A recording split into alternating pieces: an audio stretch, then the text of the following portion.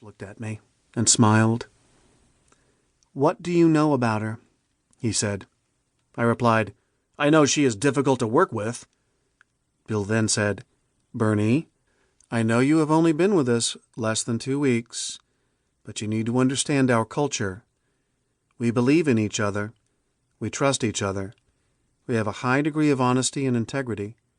We believe in open communications, and we don't walk into anyone's office and talk shit about anyone else. We don't allow politics here at the company. And that goes for interns, freelancers, and employees." I will be honest, I was stunned. I thought since I was a partner, my authority would reign supreme over anyone below me. After a few minutes, I asked him what I should do next.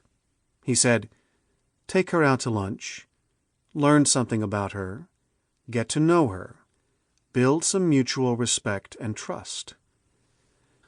I took his advice, and over lunch we started to learn about each other. Bill was right. She was smart and talented. Over the next few weeks and months, we built a solid working relationship and developed some very creative marketing projects together. More importantly, I was learning what a really good culture looks like and how to thrive in this new culture in which I found myself immersed. The important lesson you need to understand is that unless leaders establish the culture in a startup, the startup will define the culture. If the people in a startup define the culture, it could end up being randomly good for a while, or it could be the Lord of the Flies, where it becomes survival of the fittest. Startups have a tough enough time when it comes to survival. Roughly, 90% of startups fail for a variety of reasons. Lack of leadership, incompetence, lack of industry experience, lack of operations experience, and so on. But startups don't fail just because they are startups.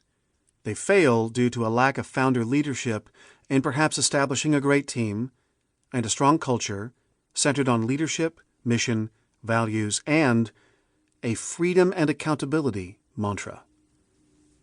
Don't believe me? In a recent survey, 87% of organizations cite culture and engagement as one of their top challenges. If 87% of a 10-person team feels unhappy due to company culture, guess what that leaves? 1 1/3 person left.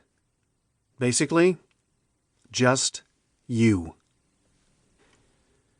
In my career, which spans agency life with big brands, entrepreneurship with Silicon Valley, with an agency that grew to $1.2 billion and 10,000 employees, a C-level turnaround specialist with 4 companies creating more than $600 million of shareholder value, and now at a university entrepreneurship center, I have seen quite a few company cultures.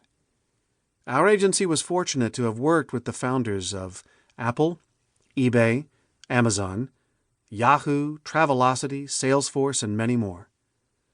We also worked with more established brands like Levi's, Mazda, Microsoft, American Express, Mercedes-Benz, and others. Through it all, you got to see great cultures within companies and some not so great. I'll share everything with you about culture that I have learned personally and gleaned from great leaders whose companies we worked with. The key is to understand that the founder or leaders of a startup determine the culture on purpose. And in order to do that on purpose, you have to understand the key elements of a culture framework. Based on years of creation and observation, here are the key elements of a culture framework. Leadership, led by the founders or key leaders of a startup. Mission, the goal of the startup from a customer point of view. Values, the core values of the startup, usually determined by the leadership. And freedom and accountability, the key mantra to any successful startup. I'll delve into each of these 4 areas of the culture framework in the following chapters. What you can expect from this book is research and knowledge on culture, a defined culture framework, insights from some amazing company founders, and quite a few takeaways that you can incorporate immediately into your daily life. For example,